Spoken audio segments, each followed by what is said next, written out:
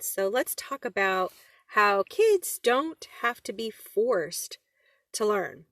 So these are interesting times that we're in right now, and trying to fit the previous educational model into our current situation is just not even realistic.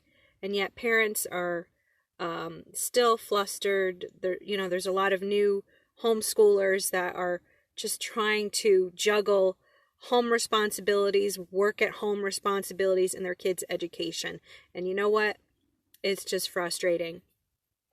Whether you are a veteran homeschooler who is used to all kinds of outings and going to co-ops and all these meetups, or you're a brand new homeschooler and you're home all day with your kids with perhaps virtual online work. Okay? So we have to rethink education now.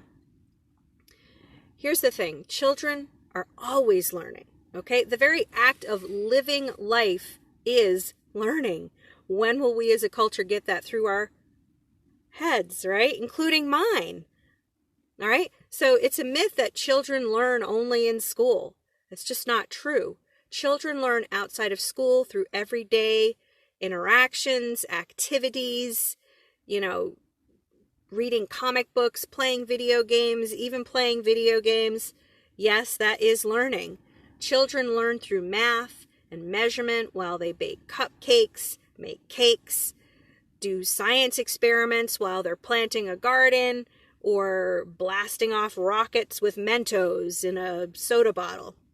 So, in order to be a successful adult, reading, writing, and math are only part of the recipe for children. Children need to learn really important skills such as empathy, like not bullying other people, persistence, stick-to-itiveness, problem solving, critical thinking. So when children engage in everyday activities, they not only learn traditional school skills, but also social emotional skills that are absolutely really important for lifelong learning and success. So how do we fit learning into this new, being at home all day? A lot of people are marooned at home all day because of this pandemic. It's not business as usual. We're not choosing to transition to distance learning. This is learning during a worldwide crisis, during a pandemic. So, during a crisis, humans, we need our basic needs met first, proper sleep, air, shelter, good food to eat, emotional stability, okay? And if those needs are all met, those basic needs, then a child can dig into their intrinsic wisdom, that innate wisdom that every human being is born with, to learn. Okay? But we need those social, those emotional needs met. And now we're kind of like, not saying that humanity's an old pro now with the pandemic situation. We're still in shock as a global humanity, trying to navigate this really challenging time.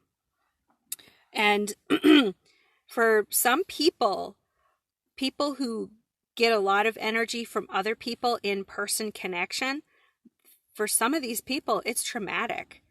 Suicide rates are going up. Depression. These needs need to be met every single day. And there are tools out there online, free tools out there where you can get those needs met. And then also, just as a family unit, meeting those needs, having more touch. If you're not a touch family, if you're not huggers, now is an important time to develop that skill, because you can't, a lot of people are not able to get those physical needs that we are wired to have as human beings for touch. So hug each other, tell each other you love each other. If you're not used to saying that, if you have issues in your home where you can't say I love you, dig into those issues. Take a look at them. And I know that now we're getting into personal growth stuff, which is a whole other topic. So how can kids get their academic needs met when they're home all day and you don't have other outlets? Reading aloud is a life-saving remedy. Reading aloud to your family. Just pick books that you as a family love, stories, comic books, whatever it is. Pick one per child and just like read aloud. Gather around real close, snuggle in under your blankets next to a fire, or have some hot cocoa, make it fun, have snacks, popcorn, whatever, and just read aloud. Maybe even older siblings could read aloud to the younger siblings if you have to do other work responsibilities. All right, so there's reading being modeled for the kids, rich language, imagination being exercised. And then this can spill forth into writing. Kids can be inspired to journal or write about things that they're excited about, not because they have to do some book report. So writing can be in so many different forms. Some children love journaling, journal writing. Others love to make lists. Others like to write letters, like snail mail used to be a thing, They can write to their grandparents or cousins or whatever. Children like to write text messages. That should count as writing. All right. Making up signs for birthday parties or a friend's birthday. Writing chalk on the sidewalk. That counts too. Children love to write stories, especially if they're not assigned. Okay, that's where you can get your reluctant writers is, coming up with stories about things that they're passionate and interested in. Some kids like to do PowerPoint. They like to create PowerPoints.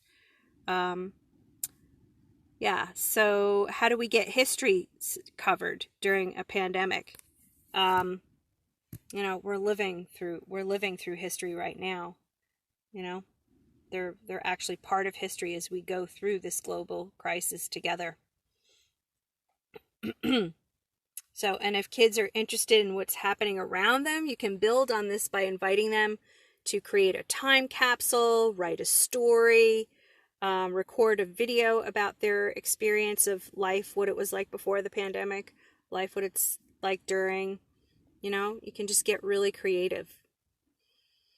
So what we want during this time is to learn to develop and to inspire kids' innate ability to learn, to be self-directed.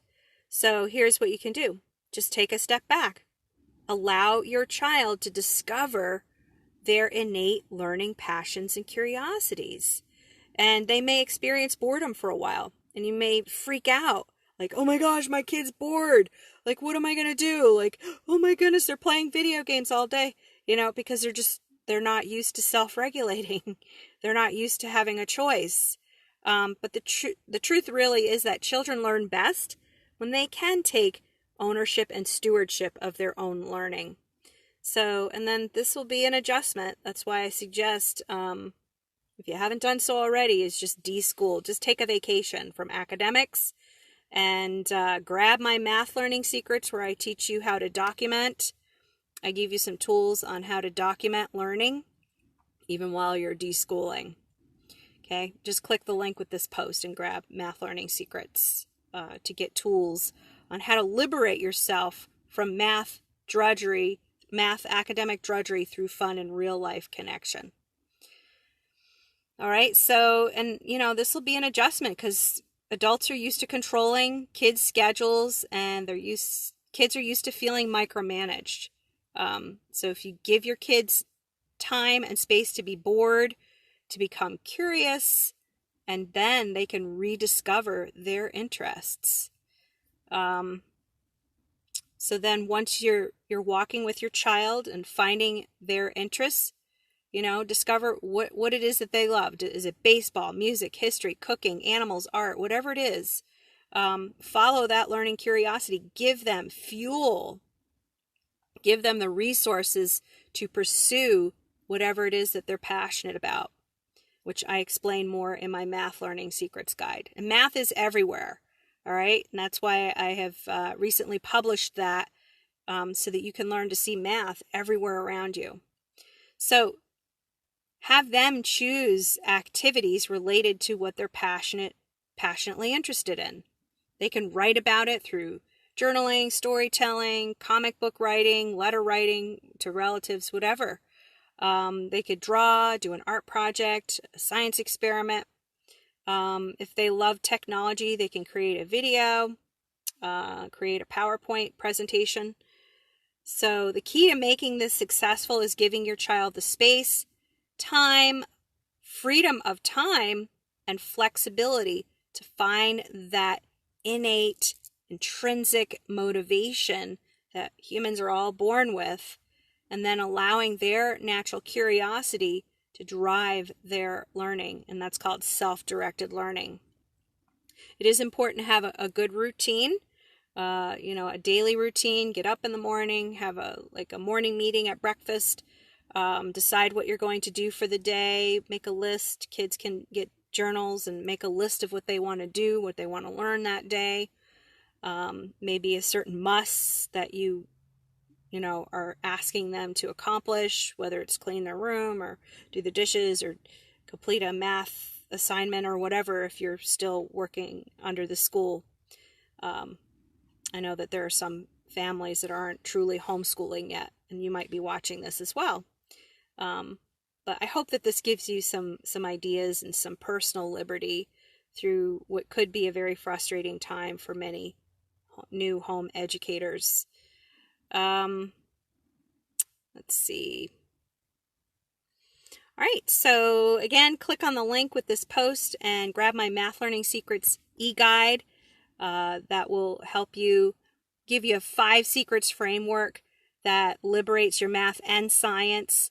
I teach you things like creating a rich resource learning center for your kids so that it encourages child self-directed education and encourages that innate desire that they have to want to learn. And it starts with their passion and curiosity. And I teach you how to find math everywhere as well. So those are just two out of the 5 pillars that I teach. So click that link, grab that copy while the price is this low right now. And also bundled in as an optional add-on, you can get my Geometric Beauty of Snowflakes online 3-part unit study, ideally for kids 10 to 18, but younger students that work well with older siblings, or if you're a parent that can work beside your child as you teach them to navigate my courseware, they may do well as well. All right, so click the link and grab those items, and I hope to see you on the inside. And I will talk to you tomorrow.